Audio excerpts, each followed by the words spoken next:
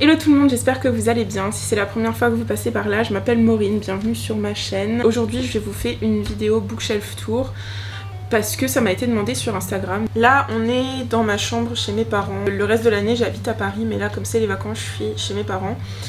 Dans ma chambre qui a de nombreuses étagères remplies de livres.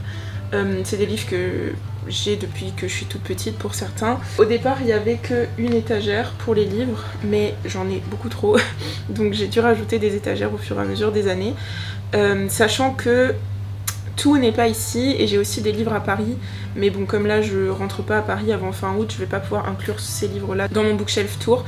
Si vous voulez je pourrais vous faire un reel sur Instagram ou quelque chose comme ça, ou une vidéo plus courte, genre une bookshelf tour volume 2 pour les livres à Paris. Dites moi en commentaire si ça vous intéresse que je fasse ça.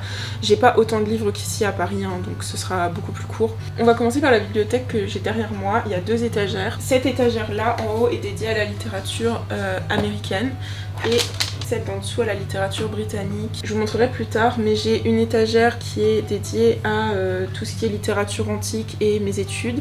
J'ai une étagère qui est dédiée à la philo, une étagère dédiée à la littérature française et puis des étagères un peu plus variées on va dire. Donc voilà, c'est un peu le programme de la vidéo. J'espère que vous verrez tout bien. Alors sur cette première étagère on a tout d'abord en guise de décoration une photo de James Dean dans La Fureur de vivre. Je sais pas, je trouve qu'elle elle va bien et j'adore les films de James Dean. Donc voilà, il y a un petit James Dean par ici. Ces films ils me donnent vraiment des vibes de littérature américaine. Enfin bon, il a joué dans East of Eden de Steinbeck qui est sur cette étagère que vous verrez après. Et c'est un de mes films préférés, donc voilà, bref. J'ai mis James Dean là-haut. Il y a aussi des petites lanternes comme ça, voilà, qui sont juste là pour décorer. Ensuite ça c'est une carte postale en bois que j'ai ramenée d'Édimbourg et je la trouve trop belle, du coup je l'ai mise là. Le premier livre que j'ai c'est Little Women, donc Les 4 filles du Dr March de Louisa May Alcott. C'est une couverture que j'ai fait moi-même, donc si vous voulez voir comment je fais ça, il y a une vidéo là-dessus sur ma chaîne que je vous mettrai quelque part. Ensuite j'ai Le Magicien d'Oz. J'ai un tout petit livre de Baldwin, c'est 3 essais autobiographiques que j'ai lus lors d'un readathon qui est aussi disponible sur la chaîne. Ensuite j'ai Le Dernier des Mohicans de James Fenimore Cooper dans cette édition, les éditions Totem. Ensuite ça c'est un livre que j'avais eu d'occasion à Strasbourg qui s'appelle La Conquête du Courage. Bon la traduction est pas très bien du titre je trouve. En anglais c'est The Red Badge of Courage de Stephen Crane que j'ai pas encore lu, je crois que c'est sur la guerre de sécession pardon.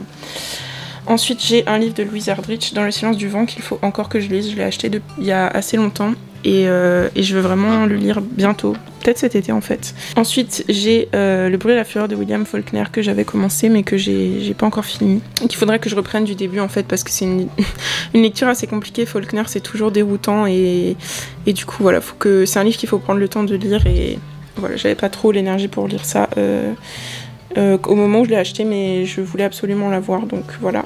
Ensuite j'ai une copie de Tender is the Night de S. Scott Fitzgerald qui a aussi écrit The Great Gatsby. C'est aussi une édition que je crois j'ai eu à 1,60 €. J'aime bien collectionner les classiques. Je l'ai pas encore lu non plus, mais voilà, je l'ai si jamais je veux le lire. Ensuite j'ai 2 livres d'Hemingway, donc Le vieil homme et la mer. Il y a un article sur ce livre et sur ma lecture de ce livre sur le blog si jamais ça vous intéresse de savoir ce que j'en ai pensé, surtout en tant que végane parce que ça parle de pêche. Je suis pas une grande fan des passions d'Hemingway, genre la corrida et la corrida dont on parle, The Sun Also Rises, et la pêche. The Sun Also Rises, c'est un livre qu'on a dû lire en prépa, c'est pour les cours d'anglais. Donc voilà, c'est pour ça que j'ai ce livre, mais je l'ai pas trop aimé. Après peut-être que si je le relisais, je sais pas, mais je l'ai pas trop aimé. Ensuite j'ai L'Appel de la forêt de Jack London, c'est un livre assez difficile, enfin, moi j'ai eu beaucoup de mal à le lire, à un moment il y a pas mal de violence envers les animaux dedans, et du coup c'est assez dur à lire, mais c'est un livre magnifique. Ensuite j'ai Moby Dick de Melville, pareil, ça parle de pêche, etc. Mais bon, je l'ai pas encore lu, c'est un gros volume, hein, donc ça sera pour un autre jour. Ensuite j'ai le premier tome de Anne of Green Gables de L.M. Montgomery en anglais, j'ai aussi refait la couverture. Ça c'est pareil, il faudrait que je m'y mette un jour, je le lirai peut-être cet automne. Ensuite j'ai cette copie qui est toute cassée de Beloved de Toni Morrison, je l'ai lu ça l'année dernière et c'était un de mes livres préférés de 2021. Donc voilà, je vous le recommande. 12 Years a Slave de Solomon Northup. J'ai des étagères thématiques, mais sur les étagères, c'est rangé dans l'ordre alphabétique des auteurs. J'ai L'Attrape-Cœur de Salinger. Je crois que ce livre est à ma tante, il faudra un jour que je lui rende. J'ai pas trop aimé, mais j'ai pas détesté non plus. Ensuite, j'ai la version roman de West Side Story. Donc c'est une comédie musicale. C'est une de mes colocs qui m'a offert ça à Noël. Ensuite, j'ai La couleur des sentiments de Catherine Stockett. Un très beau livre, même si... Voilà, il est pas parfait, il y a un peu du white saviorism dedans, il y a des choses un peu problématiques, mais c'est une très belle histoire, je trouve. Ensuite, les Steinbeck, je vais vous les mettre l'un à côté de l'autre. The Grapes of Wrath et East of Eden. C'est vraiment des romans assez intimidants parce que c'est des épopées familiales qui sont immenses et il y a beaucoup de personnages et c'est assez complexe. Du coup, j'ai encore un peu peur de me lancer. En fait, il faudrait vraiment que je les lise, mais d'une traite. Peut-être que ça peut faire l'objet d'un readathon une fois, parce que j'ai peur d'oublier ce qui se passe, etc. Bon, East of Eden, je connais le film, donc voilà, mais j'ai l'impression qu'il y a plus de choses qui sont pas exposées dans le film et qu'il faut que je comprenne bien. C'est des lectures assez lourdes que je ferai peut-être un peu plus tard. Ensuite, j'ai Walking de Thoreau, c'est une conférence. J'ai pas mal lu Thoreau pendant le confinement parce que j'avais besoin d'un peu d'évasion. Ouais, de sortir un peu de la maison, mais on pouvait pas, donc je lisais des choses qui se passaient dans la nature et tout ça, donc là c'est une conférence qui parle de l'intérêt de se promener. J'ai aussi ce petit livre de Thoreau qui s'appelle La vie sans principe. C'est un petit essai aussi de philosophie qui est très bien. Ensuite, j'ai Walden de Thoreau, dont j'ai aussi refait la couverture. Dans ce livre, Thoreau, il raconte en fait sa vie dans les bois, parce que c'est un auteur du mouvement existentialiste. Beaucoup d'auteurs existentialistes comme Emerson aussi ont décidé de s'éloigner de la vie civile en fait et d'aller vivre de manière indépendante dans la nature. Ensuite, j'ai Tom Sawyer et Huckleberry Finn, les deux grands livres de Mark Twain. Ça peut être pas mal à lire en été aussi, ça. Ensuite, un de mes livres préférés, La couleur pourpre d'Alice Walker. Il est en français, j'aimerais bien l'avoir une fois en anglais. Il y a une comédie musicale qui a été faite à partir de ce livre, qui est à tomber par terre. Voilà, je vous recommande.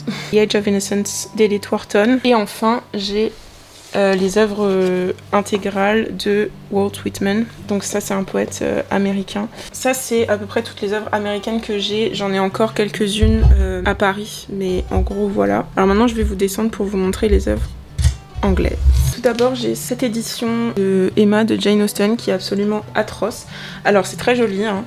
Y a des jolies illustrations et tout ça dedans, mais par contre il y a des coquilles partout et la traduction est très fade et ennuyeuse, donc je ne vous recommande pas d'acheter ce livre. De toute façon, je ne pense même pas qu'il soit encore édité. Vous savez, c'est des collections un peu presse comme ça.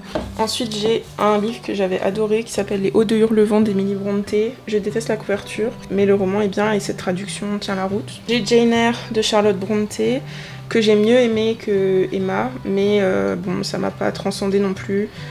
Je suis désolée, mais je suis pas trop une fan de Jane Austen, Charlotte Brontë, enfin les sœurs Brontë et tout ça. J'ai bien aimé Les Hauts de Hurlevent parce que c'était plus dark, mais même si c'est des romans proto-féministes et tout ça que je trouve très intéressants en soi et qui ont beaucoup fait pour la littérature et pour les femmes en littérature, c'est juste pas à mon goût. Ensuite, j'ai Heart of Darkness de Joseph Conrad, bon, roman très problématique, hein, comme on sait. Que j'ai jamais réussi à finir parce que l'anglais est très très dur, c'était pas la première langue de Conrad et du coup il a un anglais très précis, il connaît beaucoup de vocabulaire et donc c'est souvent très dur à lire parce que son anglais est très complexe. Ensuite j'ai pas mal de Dickens. J'ai A Tale of Two Cities que j'ai lu l'année dernière. Les Dickens je les lis souvent à Noël. J'ai aussi Great Expectations, Hard Times que j'ai pas encore lu, Oliver Twist et j'ai A Christmas Carol. Les Bentham classiques de Sherlock Holmes. J'ai eu une grosse période Sherlock Holmes quand j'ai regardé Sherlock. Après je voulais tout savoir et je voulais voir si la relation entre Watson et Sherlock elle était la même que dans la série, etc. Du coup je les ai achetés et j'en ai lu pas mal. Pas tout encore, mais voilà, j'adore lire ça en automne. Enfin je sais pas, c'est trop des vibes d'automne à lire dans un café, un petit murder mystery et tout, j'aime trop. Sa Majesté des Mouches. J'ai Tess of the Burvilles de Thomas Hardy. Ce livre-là, ça fait des années que je dis que je vais le lire et je l'ai toujours pas encore lu. Je pense que c'est le penchant un peu plus aussi dark et pessimiste des livres des sœurs Brontë, de Jane Austen et tout ça. Donc peut-être que j'aimerais un peu mieux. Ensuite, j'ai un livre de Kazuo Ishiguro. Bon, c'est un auteur japonais mais qui a vécu en Angleterre, donc je l'ai rangé là parce que j'ai pas d'étagère pour le Japon. Donc voilà, ça c'est un livre que je veux lire très bientôt aussi parce que ça a l'air trop bien. Et je veux regarder le film avec Andrew Garfield, mais il faut d'abord que je lise le livre. Ensuite j'ai cette magnifique édition de Paradise Lost de John Milton. Ensuite j'ai les histoires extraordinaires de Poe et en fait j'ai 2 éditions. J'ai celle-ci qui est super jolie et puis j'ai cette édition de poche. Alors... ça c'est pareil, genre à lire autour d'Halloween et tout, c'est trop bien. Ensuite j'ai les œuvres intégrales de Shakespeare et c'est trop bien parce que du coup j'ai tous les Shakespeare dedans. Bon, c'est écrit tout petit, comme vous pouvez le voir, mais il y a des illustrations. Et il y a aussi, donc il y a ces pièces et à la fin il y a aussi tous ces sonnets. Voilà, il y a tous les sonnets de Shakespeare et du coup j'aime trop ce livre. Quand j'ai envie de lire un Shakespeare, bah, j'ai juste à prendre ça et je peux le lire. Bon, c'est en anglais et que en anglais.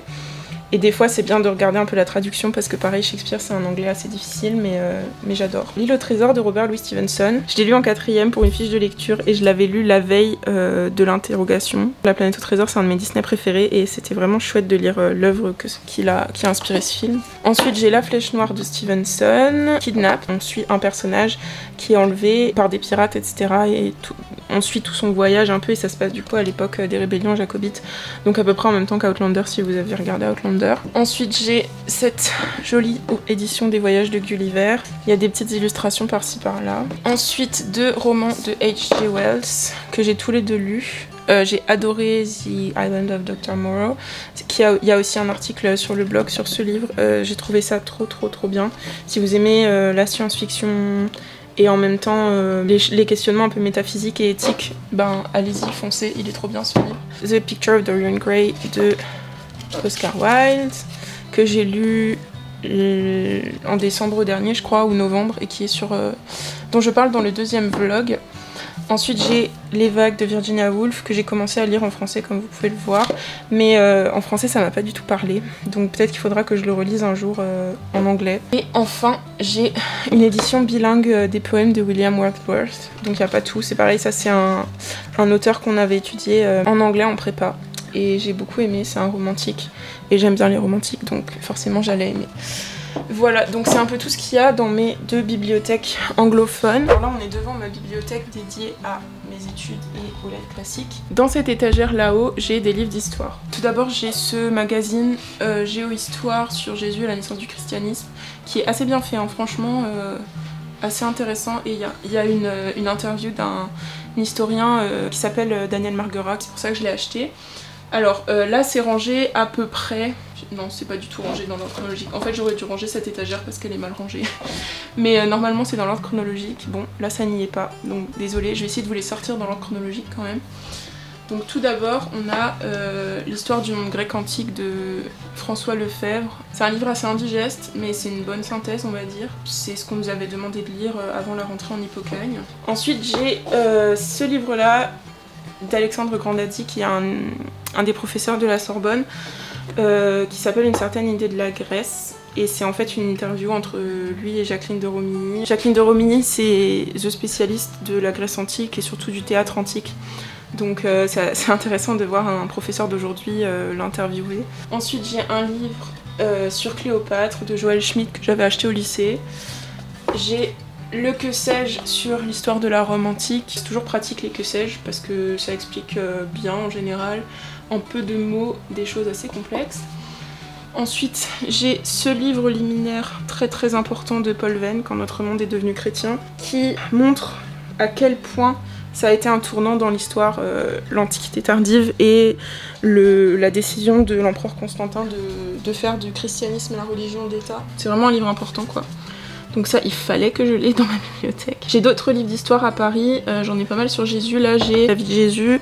Renan, c'est un historien du 19e, Ernest Renan, qui a écrit cette vie de Jésus. Bon, aujourd'hui, il y a beaucoup de choses qui dit là-dedans qui sont contestées, mais c'est pareil, c'est une œuvre importante qu'il faut connaître quand on étudie le christianisme antique. Ensuite, j'ai ce petit livre-là qui est en fait le texte d'une conférence de Luc Ferry et Gerfagnon sur le christianisme, qui a été tenue en Sorbonne, je crois d'ailleurs.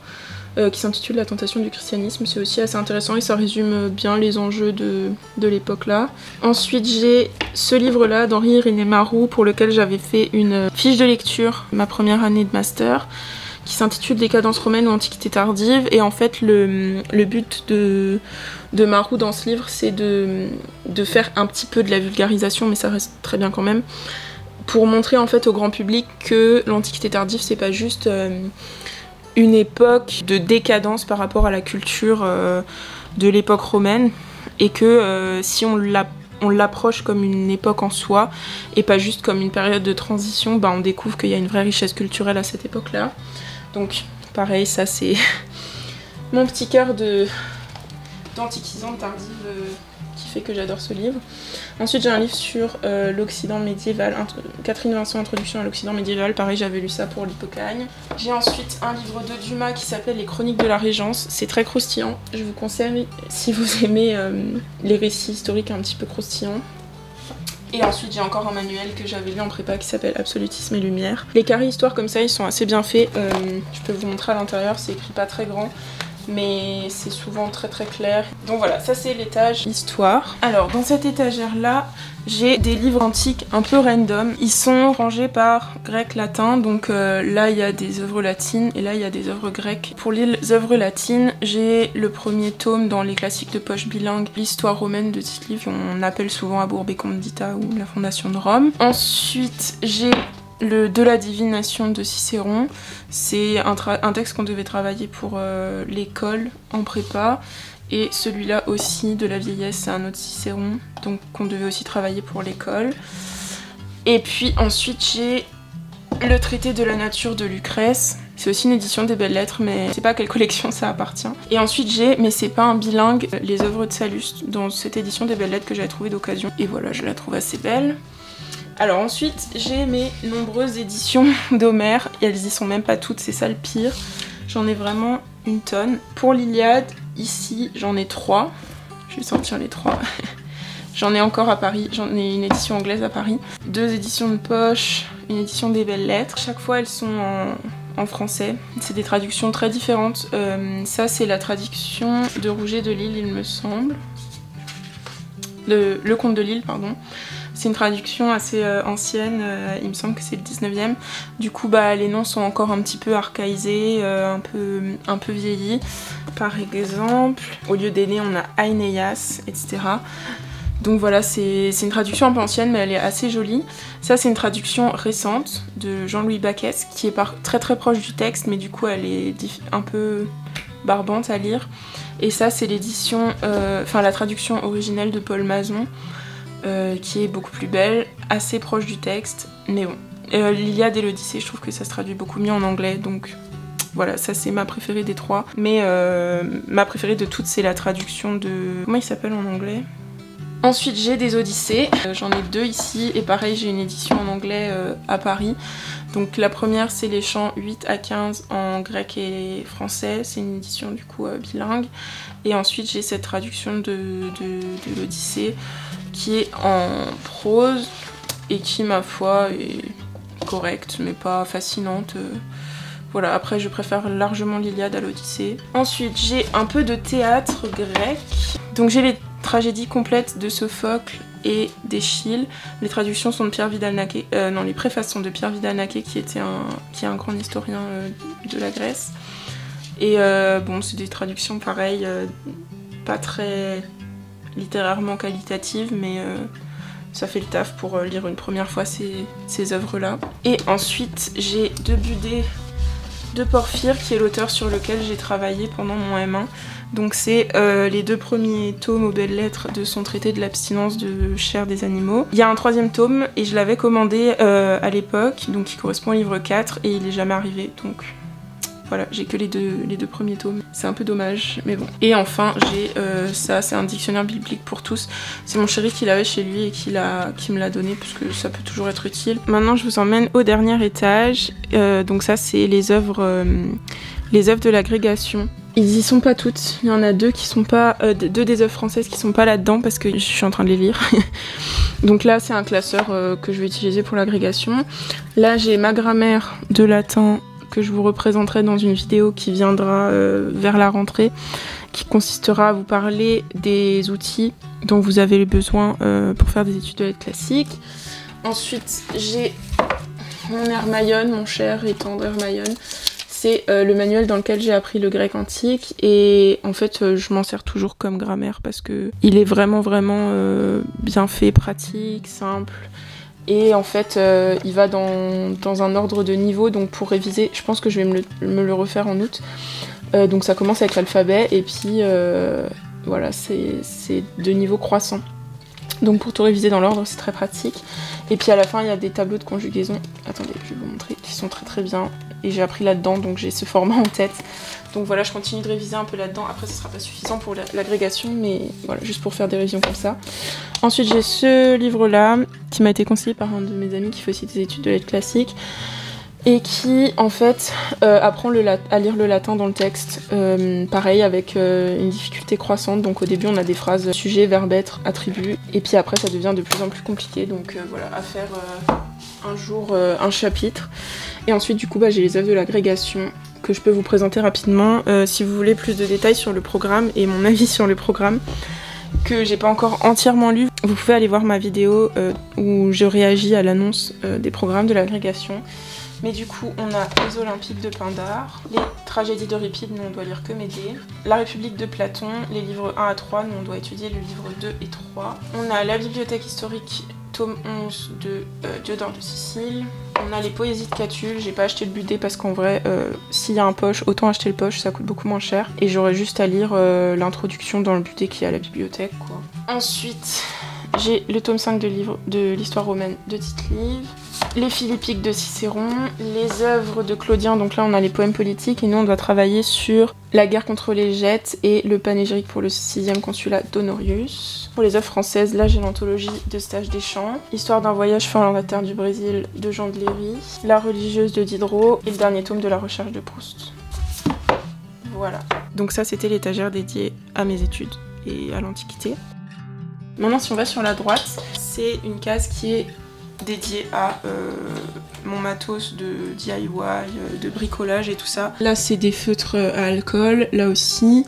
Là j'ai une boîte avec tout un tas de petites choses dedans. Ça c'est un livre 305 jours pour libérer sa créativité qui est assez bien fait, c'est un manuel avec des activités à l'intérieur. Bon et ensuite voilà, c'est des carnets de dessin et là j'ai encore quelques feutres à alcool. Ça c'est une boîte qu'a fait ma grand-mère qui contient mes vernis à ongles et ça c'est tout des papiers et des cartons. Ensuite dans cette étagère en bas il y a tous mes carnets, ils sont pas tous remplis, ils sont rangés un peu dans un ordre de couleurs et ensuite au-dessus il y a une étagère qui est entièrement consacrée à Victor Hugo. On commence avec Hugues Jargal qui est pas très connu, c'est un livre sur les révoltes des esclaves dans les colonies françaises. Là on a Les Châtiments qui est je crois le livre de Victor Hugo que j'aime le moins. Je trouve qu'il est très salty dans ce livre. Le premier tome des Contemplations, j'ai une autre édition des Contemplations, ça c'était aussi une édition un peu presse comme ça, que j'ai pas réussi à avoir le deuxième tome. Je sais pas, là où je les ai achetés d'habitude, ils ont été discontinués je pense. Et c'est un peu chiant quand on commence ces collections et qu'elles finissent pas, mais bon, bref. Ensuite j'ai La fin de Satan de Victor Hugo, j'ai L'homme qui rit, qui est un de mes livres préférés d'Hugo.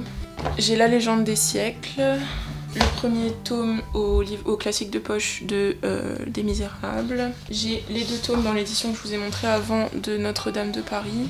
93 qui était au programme de l'ENS il y a 2 ans.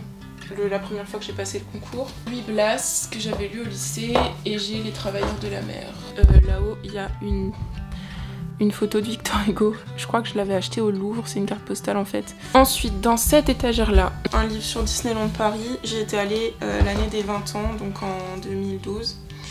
Et j'avais ramené ce livre qui est juste magnifique. Et qui raconte un peu toute l'histoire du parc. Ensuite, j'ai un Nat Geo sur l'Écosse, qui était chez ma grand-mère. J'ai un playbill en gros de Mamma Mia. J'étais allée voir Mamma Mia avec ma mère en 3e. C'était la tournée française. Et du coup, voilà, j'avais acheté le playbill. Ensuite, j'ai un album sur Conques qu'on m'avait offert quand j'y étais allée en 5e, qui est magnifique aussi. C'est un de mes endroits préférés sur Terre et genre, voilà, j'adore ce livre parce qu'il y a des photos et tout. En fait, ça c'est l'étagère avec les livres que je veux toujours avoir à portée de main, même si je les lis pas forcément souvent. Ensuite, on a une grosse BD de Captain America que mon oncle m'a offert pour mes 18 ans. C'est un fan de comics et Captain America c'est mon super-héros préféré. Donc voilà, là il y a un peu toute son histoire qui est résumée. J'ai ensuite ce livre-là sur Walt Disney, la face cachée du prince d'Hollywood. Bon, c'est un livre qui montre un peu l'envers du décor. Et ensuite j'ai tous les tomes quasiment de La Quête des Willan, Les Mondes des Willan et Le Pacte des Marchandres de Pierre Bottero, qui était une de mes séries préférées quand j'étais jeune. Donc voilà, et derrière il y a un vinyle de l'album Divide d'Ed Sheeran que mon chéri m'avait offert pour mon anniversaire. Ensuite là en bas j'ai les Percy Jackson, j'ai un livre qui n'a rien à faire là, je devrais le mettre avec mes livres d'histoire sur l'Égypte, et j'ai ensuite des petits livres d'histoire comme ça sur l'histoire de France. Il en manque un parce qu'il est tombé derrière mon radiateur, il faudrait que je le récupère. Et là-haut j'ai une boîte avec plein de souvenirs et j'ai quelques livres Disney parce que voilà, je veux quand même les avoir dans ma chambre. Donc si vous voulez voir ce que c'est, j'ai Aladdin, c'est mon Disney préféré, donc voilà. J'ai ça, c'est 365 histoires pour le soir, j'en ai 2 tomes, mais c'est celui-là qui est dans ma chambre, je ne sais pas si j'ai pas donné l'autre. J'ai un grand comme ça de La Petite Sirène et La Princesse et la Grenouille. Ça c'est mon étagère de littérature française, de philo, et en bas il y a des choses un peu random. Là il y a des livres qui datent vraiment d'il y a très longtemps et des livres assez récents, je les ai pas tous lus. Cette petite boîte c'est ma mamie qui me l'avait donnée et dedans il y a des bagues. Alors tout d'abord, bon les livres sont un peu serrés. Tout d'abord, on a Antigone d'Anouilh, qui est un de mes livres préférés. Si vous me suivez depuis un moment, vous savez ça. Ça, je l'avais lu au lycée. Ensuite, j'ai Les Alcools d'Apollinaire. Enfin, Alcool d'Apollinaire, c'est pareil. C'est un livre que j'avais lu au lycée. Ensuite, j'ai le roman inachevé d'Aragon, qui était au programme de l'ENS la première année où j'ai passé le concours aussi. Le Lys dans la vallée de Balzac, qui est un de mes préférés, je dirais, avec le suivant, qui est La peau de chagrin, que j'ai lu dans ma toute première vidéo YouTube. Ensuite il y a encore un Balzac, La recherche de l'absolu, que j'avais acheté parce que on avait en philo, enfin la 10e fois que j'ai passé le concours, on avait le thème de la science. Ensuite j'ai un livre de critique littéraire, un recueil avec pas mal de textes, dont des textes de Roland Barthes. Ensuite j'ai encore un livre de Barthes que j'aime beaucoup. Ensuite j'ai Les Fleurs du mal de Baudelaire, j'ai Le mariage de Figaro qu'on avait lu au lycée. J'ai ce livre-là de Philippe Besson, Arrête avec tes mensonges, que j'ai lu il y a 2 ans, quand j'étais dans mon premier appart à Paris. Ensuite, j'ai 3 livres de Christian Bobin. Je pensais que j'en avais 2, mais j'en ai 3. J'ai La nuit du cœur, que j'ai adoré. Ça raconte un peu son voyage à Conques, ses impressions là-bas.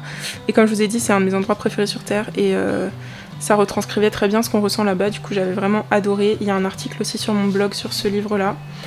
Ensuite, il y a un recueil de poésie qui s'intitule La présence pure. Bon, j'ai pas lu en entier et j'avoue que j'ai pas non plus surkiffé, donc voilà. Et Louise Amour, que j'ai vraiment pas aimé du tout. Ensuite, j'ai La modification de Michel Butor, que je n'ai pas encore lu, qui est un livre assez marrant, il est à la 2e personne. J'ai L'étranger de Camus. J'ai Atala René, Le dernier aventurage de Chateaubriand. J'ai vraiment beaucoup aimé Atala et surtout la préface, parce que c'est un texte magnifique sur ce à quoi ressemblait l'Amérique quand on a commencé à la coloniser, quoi. Enfin, genre sur les paysages et tout, et ça devait être vraiment magnifique. J'ai le premier tome des Mémoires d'outre-tombe de Chateaubriand. Ensuite, j'ai des tragédies de Corneille, enfin des pièces de Corneille. J'ai Médée, j'ai Sina et j'ai Le Cid. Ensuite, j'ai Corps et biens de Desnos. J'ai 2 livres de Dostoïevski, Les carnets du sous-sol et le premier tome de L'Idiot, qui est trop beau. J'adore cette couverture. Les 3 mousquetaires de Dumas en 2 tomes qui étaient chez ma grand-mère et que je lui ai shippé. Enfin qu'elle m'a donné plutôt, on va dire. J'ai ensuite de Dumas encore ce livre-là qui s'appelle Crime célèbre. Donc c'est par exemple là qu'il y a le récit de L'homme au masque de fer. Ensuite j'ai un tome des mémoires d'Alexandre Dumas. Je savais même pas qu'il avait écrit des mémoires. Et en fait pareil, j'ai trouvé ce livre et il était genre à 3 €. Donc j'ai dit go. Je le prends. Et il y avait des choses assez intéressantes sur Delacroix par exemple. Et j'ai ensuite encore Le Comte de Monte Cristo, que j'ai commencé il y a un moment et que j'ai toujours pas fini, mais c'est vraiment un monstre, il est gigantesque, ça se lit super bien. Quand je commence à lire, je m'amuse de fou, mais j'avoue que j'ai un peu la flemme de le prendre parce qu'il est un peu impressionnant. Ensuite, j'ai un Duras, Moderato Cantabile, qu'on avait aussi lu au lycée. J'ai un essai d'Umberto Eco qui s'appelle De Superman au surhomme et qui a l'air très intéressant. J'ai un autre livre d'Umberto Eco qui s'appelle Le nom de la rose, c'est un roman très connu et il y a un film très bien dessus. J'ai aussi Le pendule de Foucault mais il est à Paris. Ensuite j'ai L'éducation sentimentale de Flaubert qu'on avait lu en Hippocagne, Madame Bovary aussi. Ensuite j'ai Des fables de La Fontaine, le roman de la momie de Théophile Gautier, j'ai des contes fantastiques de Théophile Gautier, j'ai un de mes livres préférés de tous les temps, Le livre des nuits de Sylvie Germain. J'ai de Goethe, bon, il est dans la littérature française mais c'est de la littérature allemande, c'est juste que c'est le genre de classique qu'on lit quand on fait des études de lettres quoi. Donc j'ai Les souffrances du jeune Werther et Le Faust. Ensuite j'ai ce livre là qui est un livre, des mémoires fictionnelles écrites par un historien, Les mémoires d'Agrippine, c'est un personnage de la Rome antique. Donc là j'ai encore quelques Victor Hugo, donc j'ai mon volume des Contemplations qui a bien vécu, 2 tomes des Misérables, j'ai Notre-Dame de Paris dans cette édition là. Là j'ai un petit Kafka qu'on avait fait en cours d'allemand en prépa. J'ai 2 pièces de théâtre, enfin 3 même, La cantatrice chauve et Dans la solitude des champs de coton de Coltès, que je vous recommande chaudement, c'est vraiment une des meilleures lectures que j'ai faites en 2020. La Belle et la Bête de Marie le Prince de Beaumont, j'ai La princesse de Clèves, j'ai Le fantôme de l'opéra de Gaston Leroux, j'ai Si c'est un homme de Primo Levi, Jonathan Little, Les Bienveillantes, donc là on a 2 livres sur la Deuxième Guerre mondiale. J'ai Le roman de la rose de Guillaume de Loris. Un de mes livres préférés de tous les temps aussi, c'est Sans famille d'Hector Malot. J'ai 2 pièces de Marivaux, L'île aux esclaves et Le triomphe de l'amour. Il faudrait que je lise. L'île aux esclaves, je l'ai travaillé avec mon élève cette année, mais j'ai pas encore lu Le triomphe de l'amour. J'ai La maison Tellier de Maupassant, j'ai le Horla de Maupassant, j'ai une biographie de Maupassant. Ensuite, j'ai La nuit remue de Michaud qui était aussi au concours. Comme vous pouvez voir, j'ai mis un petit cœur parce que j'ai beaucoup aimé. Ensuite, j'ai des livres d'histoire mais que j'ai rangés parmi les classiques de littérature française parce que c'est un peu les deux. C'est l'histoire de la Révolution française de Michelet. Michelet, c'est un historien du 19e. C'est aussi un peu un auteur romantique, enfin c'est une histoire romantique de la Révolution, on va dire. Ensuite, j'ai 2 livres de Michon, Les 11, qui étaient au programme Première Cagne, et Rimbaud le fils. J'ai 2 livres de Montesquieu, Grandeur et décadence des Romains, donc ça c'est un livre d'histoire, slash un essai sur la civilisation. Et ensuite, j'ai Les lettres persanes. Lorenzaccio de Musset, j'ai Les pensées de Pascal que je sais jamais où classer, si elles vont plutôt en philo ou plutôt en lettres, mais je les ai mises dans les lettres parce que j'avais plus de place dans la philo, dans l'étagère philo. Alors j'ai Matin brun de Frank Pavlov qu'on avait lu en 3e. Ensuite j'ai La fille du capitaine de Pouchkine qui est un roman russe donc qui n'a normalement rien à faire là, mais pareil j'ai très peu de romans russes donc je vais pas les mettre à part dans une étagère à eux. Ça c'est Manon Lescaut de l'abbé Prévost. Ensuite, j'ai La Recherche, enfin 4 tomes de La Recherche. Alors voilà la suite de l'étagère littérature française. J'ai Effroyable jardin de Michel Quint, c'est un peu un conte, un récit sur la Deuxième Guerre mondiale. Ensuite j'ai des pièces de Racine, j'en ai pas mal. Attends, je les sors. Alors j'ai Phèdre, j'ai Les Plaideurs, j'ai Bérénice qui est mon œuvre préférée de Racine, de toutes celles que j'ai lues en tout cas, et Britannicus, et enfin Andromaque, pour moi qui aime tellement l'Iliade. Les œuvres complètes de Radiguet, c'est un livre qu'on m'a offert mais je connais pas du tout Radiguet, donc un jour il faudra que je me plonge là-dedans. Mon édition préférée de Cyrano de Bergerac, c'est mon livre préféré. J'ai les 4 premiers livres des Confessions de Rousseau, j'aime beaucoup cette couverture. J'ai Justine de Sade. J'ai François le Champy de Georges Sand que je n'ai jamais lu. J'ai Les Tropismes de Nathalie Sarraute qui était au programme du concours. J'ai L'Évangile selon Pilate d'Éric Emmanuel Schmitt que j'avais beaucoup aimé à l'époque. Je sais pas si je l'aimerais toujours si je le relisais. En fait je l'avais lu en ECS. Si vous n'êtes pas au courant de mon parcours scolaire et tout, de comment j'ai vécu ma première année de prépa en ECS, tout ça, parce que j'ai d'abord fait ECS et ensuite des lettres. Si vous voulez en savoir plus là-dessus, je mets la vidéo dans un coin. Mais du coup je l'avais lu en ECS, je l'avais emprunté à la bibliothèque et ça m'avait aussi beaucoup influencé à revenir en lettres. Ensuite j'ai La Chartreuse de Parme de Stendhal. Ensuite j'ai Anna Karénine, pareil c'est un roman russe mais je sais pas où le mettre d'autre. J'ai 2 Jules Verne, Le Rayon Vert qui se passe en Écosse et 20 000 lieues sous les mers. Ensuite j'ai 2 éditions de Voltaire, de Candide, donc l'édition là, toute bête quoi, l'édition pocket. Et ça c'est une édition qui était chez ma grand-mère, c'est un petit livre comme ça avec du papier Bible. Voilà. Le Ben-Hur de Lewis Wallace, ça devrait aller dans la littérature américaine en fait. Je crois que je vais laisser sortir pour le ranger parce que c'est un auteur américain, Wallace. J'ai Les Mémoires d'Adrien de Marguerite Yourcenar. J'ai Comment on meurt de Zola. Un livre qui s'appelle Au pied du sapin, c'est un recueil de nouvelles. J'ai Au bonheur des dames de Zola qu'on avait lu en 4e. J'ai La Terre de Zola je suis très impatiente de lire, c'est le Zola qui me fait le plus envie. Et là j'ai Nana de Zola, mais en fait j'ai quasiment tous les Zola dans cette édition, mais c'est en bas dans la chambre d'amis. Donc voilà, ça c'était les œuvres de littérature française. À côté j'ai des livres un peu plus populaires, BookTok, BookTube. Donc le premier c'est Le Chant d'Achille, The Children of Jocasta dont je vous ai parlé en vidéo et que j'ai pas beaucoup aimé. Et The Seven Husbands of Evelyn Hugo que j'ai bien aimé. Il y a aussi The Secret History qui devrait être là de Donna Tartt, mais je l'ai prêté à Sarah, donc il est pas là, mais voilà. Là c'est l'étagère vraiment random, un peu pile à lire. C'est des livres que j'ai pas encore lus et que je sais pas où ranger, du coup je les mets là. L'intégrale du Seigneur des Anneaux. J'ai un Stephen King, Charlie. Si vous aimez Stranger Things, je vous recommande ce livre. Ensuite, là, il y a des livres que j'ai pas du tout lus et je sais même pas trop de quoi ils parlent et pourquoi je les ai achetés. Donc, L'écriture du monde de François Taillandier, Trompe la mort, ça on me l'a offert, de Jean-Michel Guénassia. J'ai A Little Life de Yannick Gahara, que j'ai pas lu en entier. Il m'est tombé des mains, mais il faudrait que je le reprenne. Peut-être qu'il faudrait que je le lise en anglais, je sais pas. Mais bon, j'ai aussi entendu des revues assez négatives, que c'est un livre très traumatisant, et voilà. J'ai A Thousand Splendid Suns de Khaled Hosseini que je vais lire cet été. J'ai Annette de Maggie O'Farrell que je vais aussi lire cet été. Un livre que j'avais trouvé chez mon grand-père, Pas à pas avec Jésus. Bon, je crois que c'est un roman quand même, ou un témoignage, je ne sais pas, mais ça a l'air intéressant. Ensuite, j'ai un livre assez marrant que j'avais trouvé quand Gilbert Jeune avait fermé. De Cagneux ou de Gaulle. Donc c'est des lettres en fait échangées par deux étudiants de Cagnes et je trouve ça assez drôle.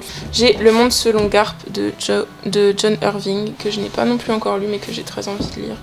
Et j'ai ce livre là, Les Frères K de Duncan, que j'avais trouvé aussi quand Gilbert Jeune avait fermé. Il faisait des méga braderies quoi, genre je l'ai eu à 2 € je crois. Je savais pas du tout de quoi il parlait et je l'ai acheté et après je suis allée voir sur Goodreads et il avait genre 4,8 sur 5.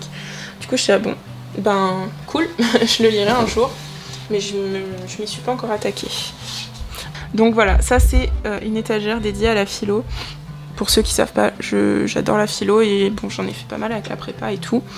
Donc là, cette étagère, elle est rangée de manière à peu près chronologique. En fait, j'ai une section Antiquité, une section Renaissance 17e, une section 19e, 20e, et puis une section vraiment 20e plus récente. Donc là, c'est les philosophes antiques. Alors j'ai La métaphysique d'Aristote, livre A à Zeta.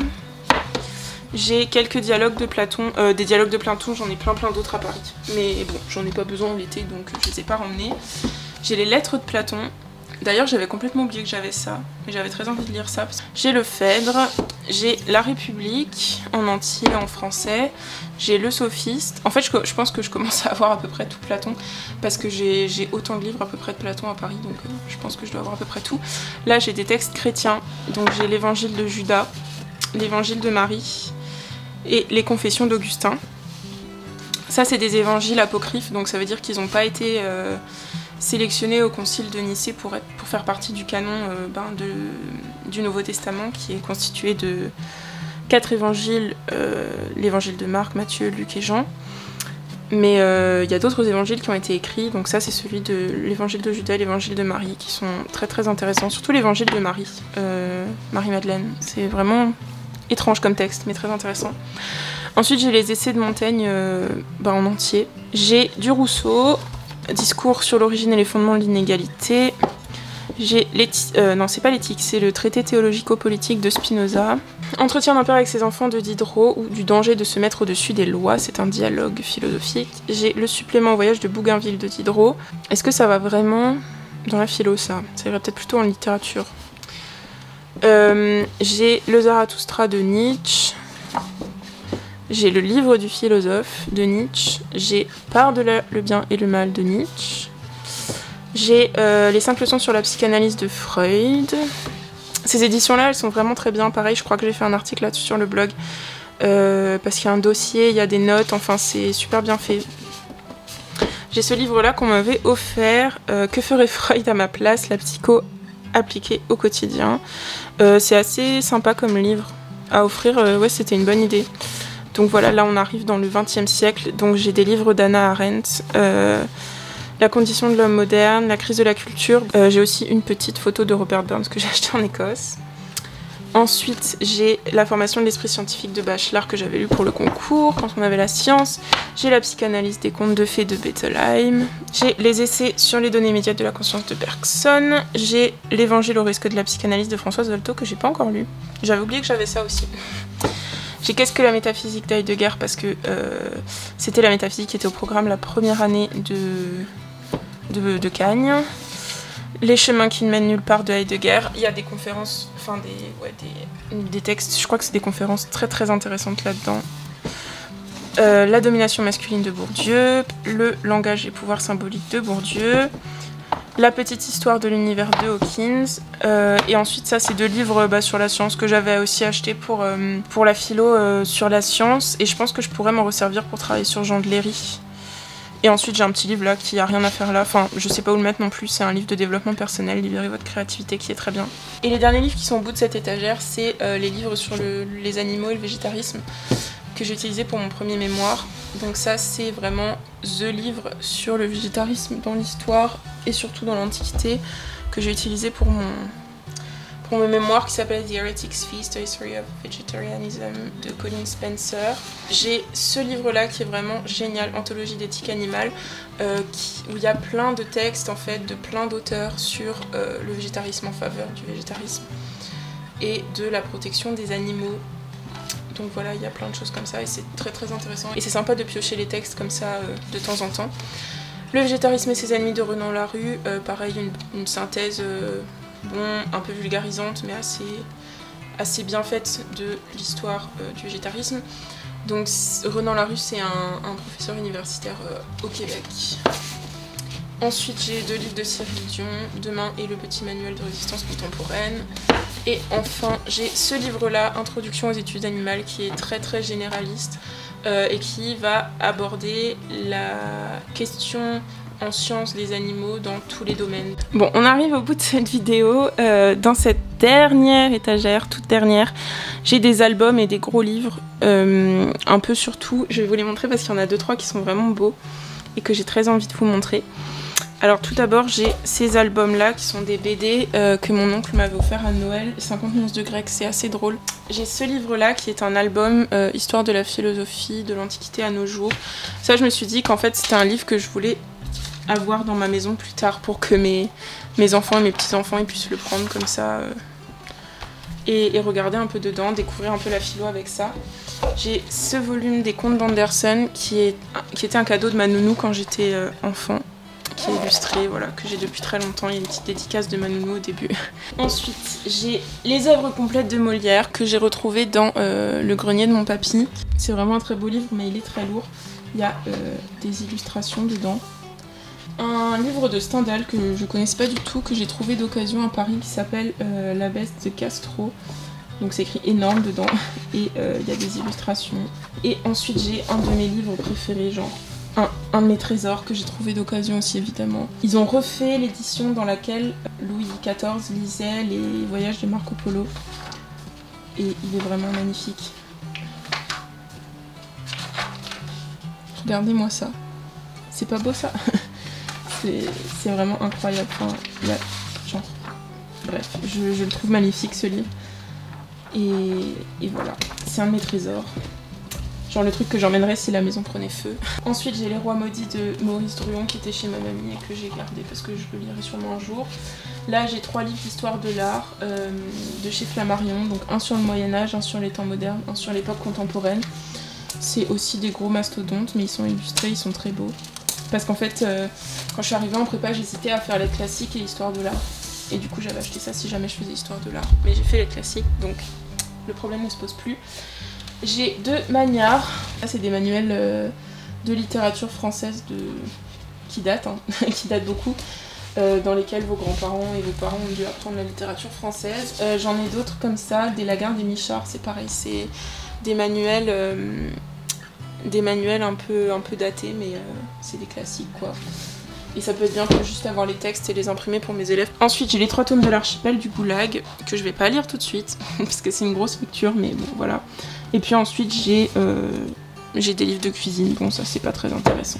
Ça m'a donné chaud de faire cette vidéo, mais voilà, maintenant que vous savez tout sur ma bibliothèque, j'ai encore comme dit quelques livres à Paris, mais j'ai la plupart des choses ici. Ah, j'ai oublié de vous montrer 2 choses en fait. Attendez, on n'a pas fini. Alors, ce que j'ai oublié de vous montrer, c'est la pile des livres que je suis en train de lire. Donc il y a Shuggy Bain, que j'ai toujours pas fini, de Douglas Stuart, Jacob's Dream de Virginia Woolf, Les tragédies de Tristan l'Hermite et Marceline Desbordes-Valmore, qui sont des œuvres de la Grecque, et Ma double vie de Sarah Bernard.